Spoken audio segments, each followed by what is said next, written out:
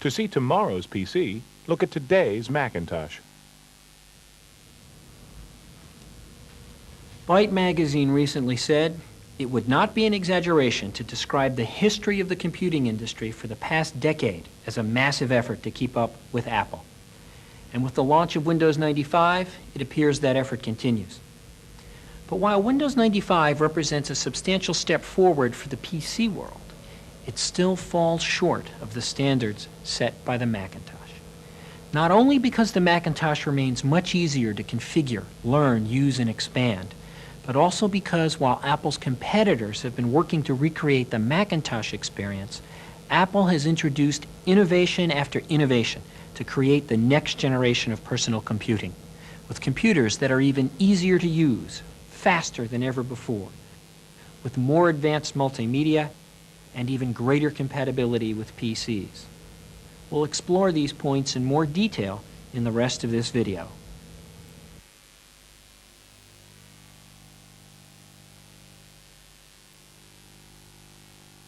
Macintosh System 752 is by far the easiest, smoothest, most usable operating system out there. Many PC users expected Windows 95 to make the PC as easy to use as the Macintosh. But the fact is, the Macintosh is still much easier to use and expand than a PC running Windows 95. That's because the Macintosh is a better integrated system than a PC running Windows 95. Apple is the only major personal computer company to craft both the hardware and the operating system software together to operate as a single, seamless whole. That's why you can insert a disk into a Macintosh floppy drive, and an icon for the disk will appear immediately on screen. It's why you can insert a PC disk into a Macintosh, and the Macintosh will recognize that the disk comes from a PC. It's why you can copy fonts, control panels, and sounds to your system folder, and the Macintosh will place each where it needs to go. It's why your Macintosh can actually lead you through tasks step by step.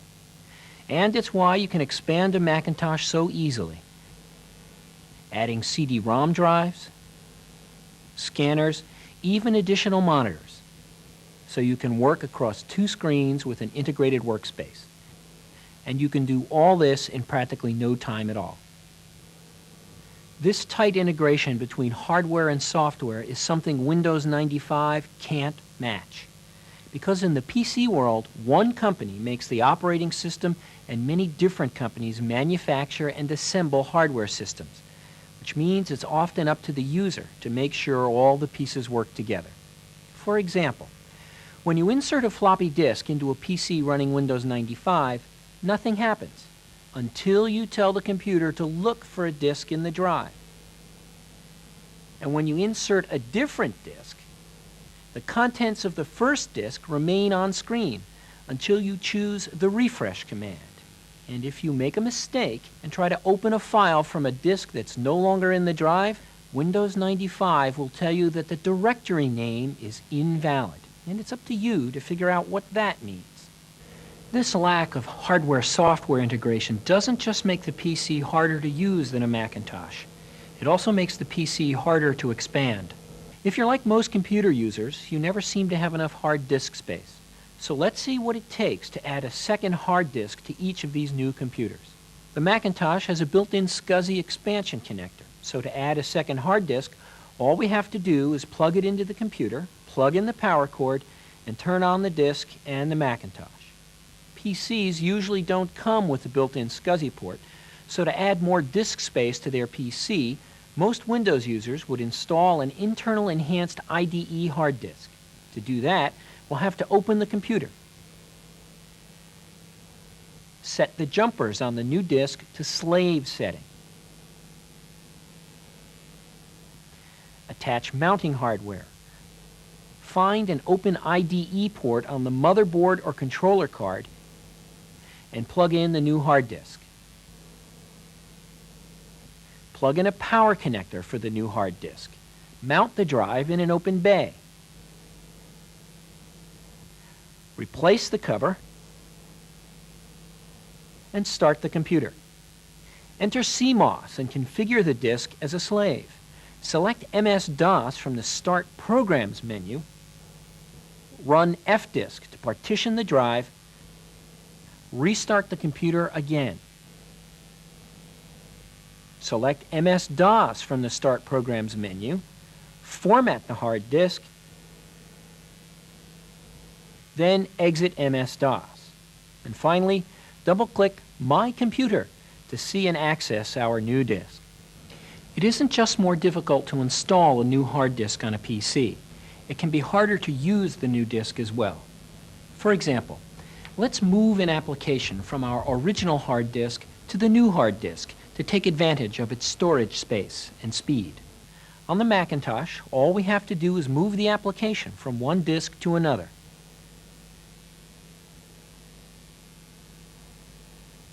And the application launches normally. But on the PC, it isn't that easy. When we move an application to the new hard disk, it may fail to open, which in this case means we'll have to reinstall the whole program. You'll run into hardware-software integration problems more often than you might think with a Windows 95 PC. For instance, let's say we just purchased a new computer and we want to build a small network so that all our computers can share the same printer. We'll use Ethernet for high performance.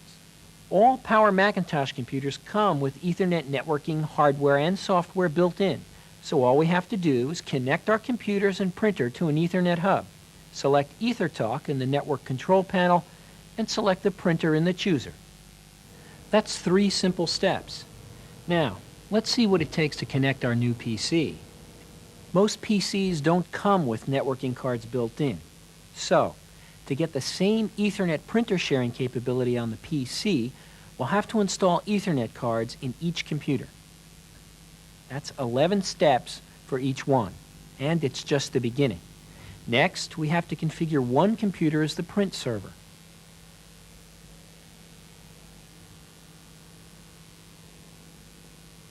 That's another 13 steps. Finally, we have to define the printer that we want the client computers to use. Another 6 steps for each PC. All in all, the PC required 27 more steps than the Macintosh. And that's not counting any IRQ or I/O address conflicts that you may encounter, even if you're using Windows 95 plug-and-play cards.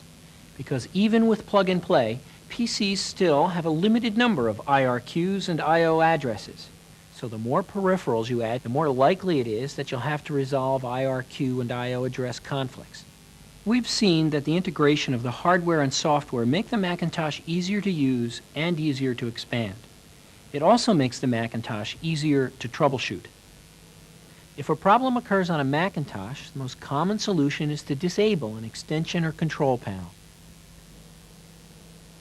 But with a PC running Windows 95, correcting problems may force you to edit system files like win.ini, system.ini, system.dat, or ms-dos.sys. Which brings up another interesting point. Many people thought that Windows 95 would be the end of DOS as we know it. But the fact is, DOS is still present in Windows 95. To see what this means, let's look at one of the most well-publicized features of Windows 95 is shortcuts. A shortcut acts as a reference to a file or application. It's a simple idea in concept. In practice, though, Windows 95 shortcuts are more complex because they're based on DOS path names. So, if you happen to move the original file, thereby changing its DOS path name, the shortcut may not be able to find it. Now, the Macintosh has shortcuts too, known as aliases. In fact, the Macintosh has had them since 1991. And unlike Windows 95 shortcuts, Macintosh aliases maintain their links to their underlying files, even when you move the original file to a new folder or to a new hard disk. You can even attach an alias to an intercompany email and send it over the network.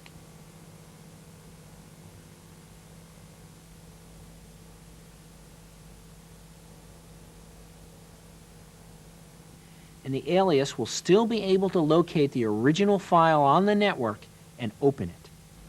There's another reason why Macintosh computers are so easy to understand and use. Apple has always focused on the user, and the benefits show up in all kinds of ways.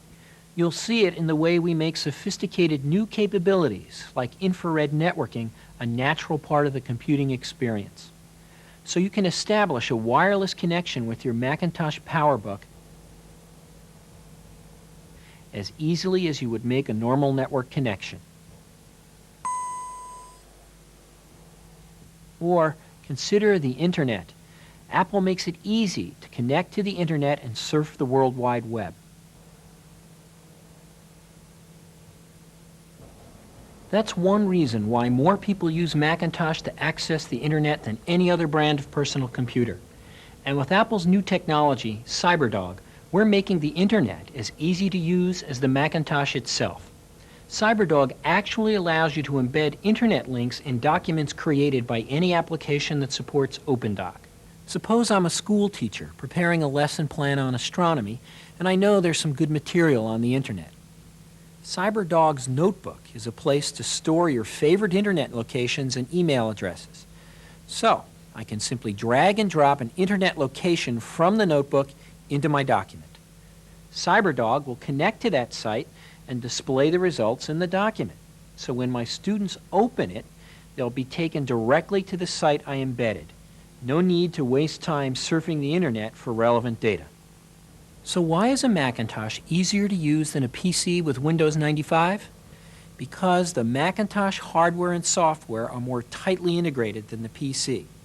Because the Mac OS is graphical from the ground up. And because, from the very beginning, Apple has focused on the needs of the user to help make you more productive more quickly.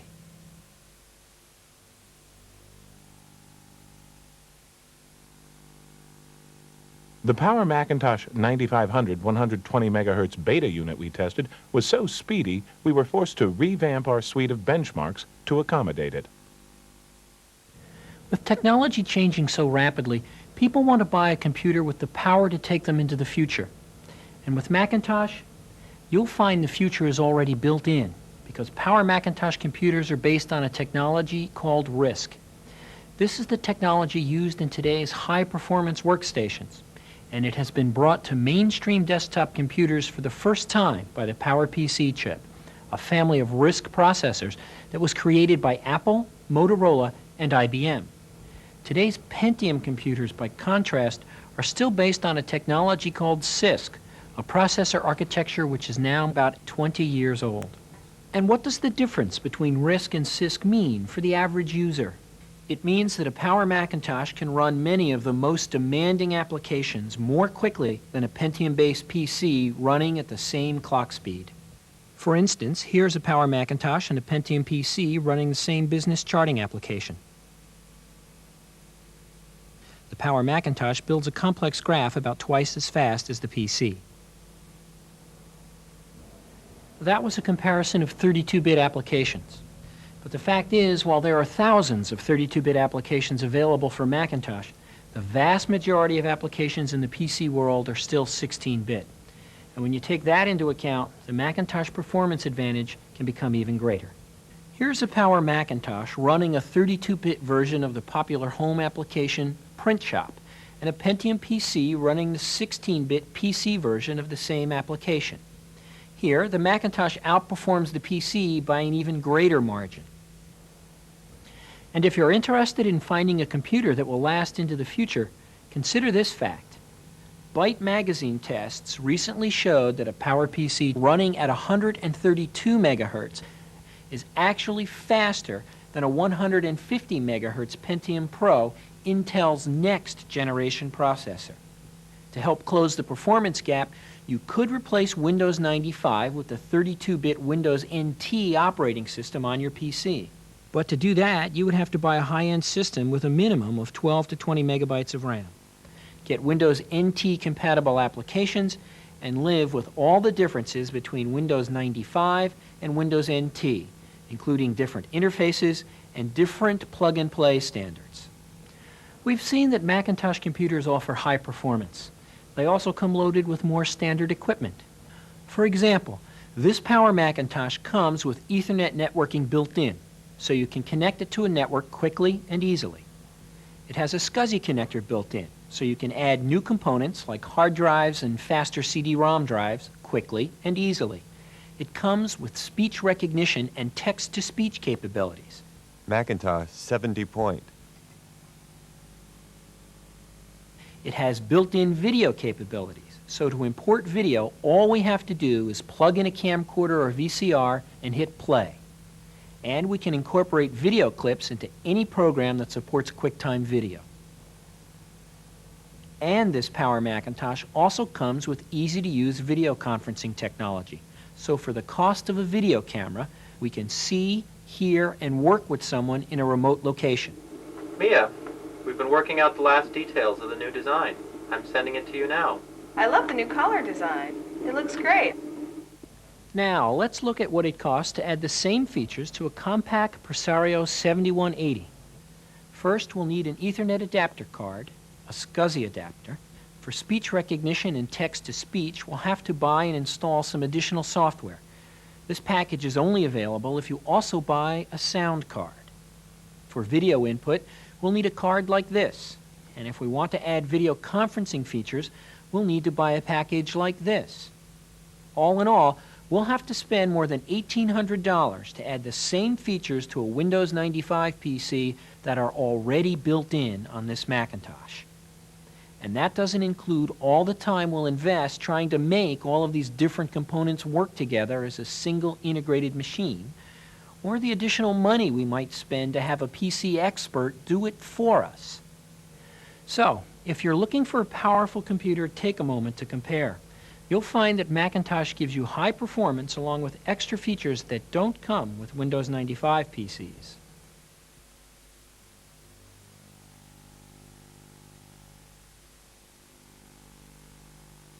If you're shopping for a home computer because you want to join the multimedia revolution, there's only one sensible choice.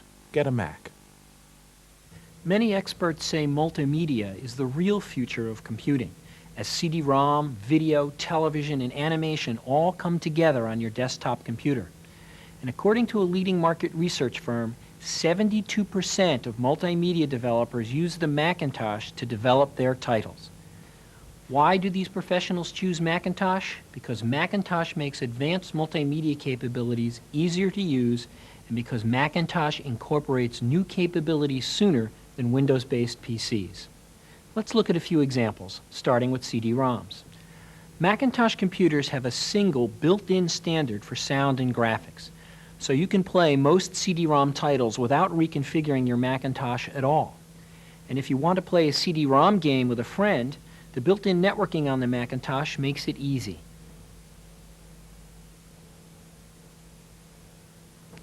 In the PC world, using CD-ROM titles is more complicated. Many of the most popular CD-ROM titles aren't written for Windows 95. Some of these have minor errors, and many others have to be run in a special DOS mode. That means you'll have to quit the Windows applications you're running, then restart. Next, let's look at speech recognition. Many PC makers say that someday you'll be able to tell your computer what to do and it will obey. That concept is a reality on the Macintosh today because the Mac OS comes with built-in speech recognition and a built-in scripting language called AppleScript. Using these tools, you can create a voice-driven command that will automatically bring up your personal workspace on your Macintosh. Macintosh, this is Mike. Hello, Mike. Let me set up your workspace for you.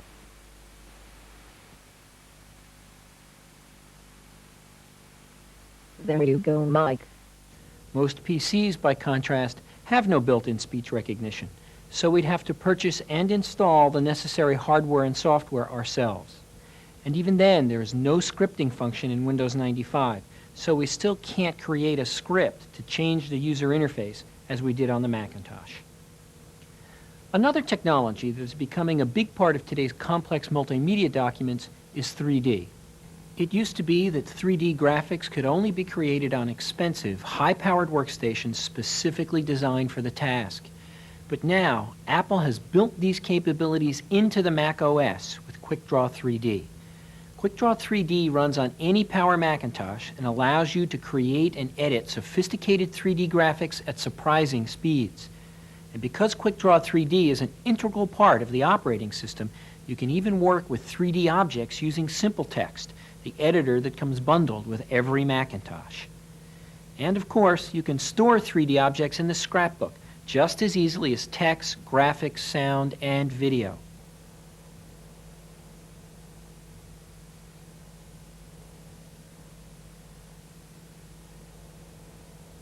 With Windows 95, 3D is not part of the operating system, which makes it hard to share 3D objects between programs.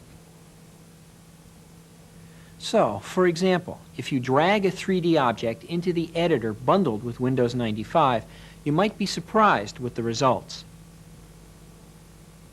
If you're interested in combining the power of your computer with your video camera and VCR, you'll find that the Macintosh offers easier solutions than Windows 95 machines. For instance, this Power Macintosh comes with the video input and video output capabilities built in.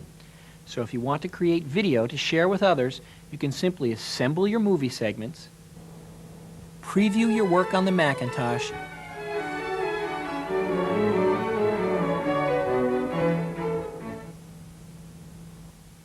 and then output the movie to a videotape in your VCR.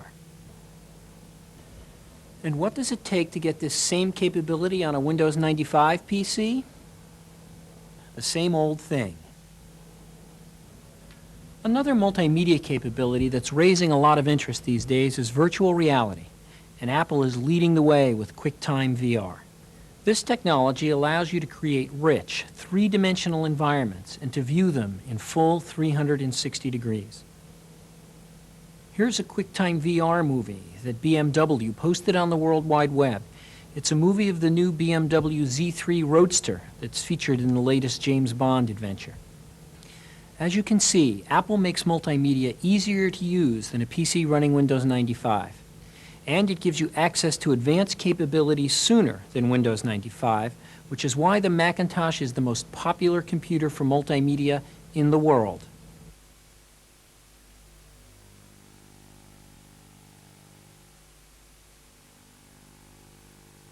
Apple has once again pushed closer to the holy grail of computing, a single machine that can operate DOS, Windows, and Macintosh programs. You might say, okay, Macintosh is still much easier to use than a PC running Windows 95, and it offers advanced multimedia that I can't get with Windows 95. But there are a lot of PCs out there in the world, and I need a computer that's compatible with them all. The good news is, with a Macintosh, that's precisely what you have, because every Power Macintosh sold today comes with the ability to read from and write to PC disks. So we can take a document created in Microsoft Word on a Windows 95 PC and open it on our Macintosh. Another big argument for Windows is that there are Windows applications that aren't available in a Macintosh version. But the fact is, you can run just about any Windows application on your Macintosh as well. You can use an emulator program like Soft Windows, or for better performance, you can install a PC compatibility card. This solution adds a Pentium processor to your Macintosh, so you can toggle between Windows and Macintosh programs without restarting your computer. So, for example, on this one Macintosh, we could copy an image from Microsoft Paint for Windows 95. Then paste that image into a Microsoft Word for Macintosh document running under the Macintosh operating system. And because we have both a PowerPC processor and a Pentium processor in this Macintosh, we can do two things at the same time.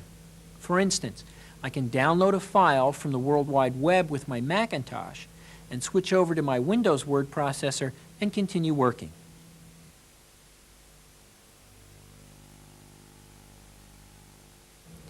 We've just seen that Macintosh computers offer more ease of use, more power, more advanced multimedia, and more compatibility options.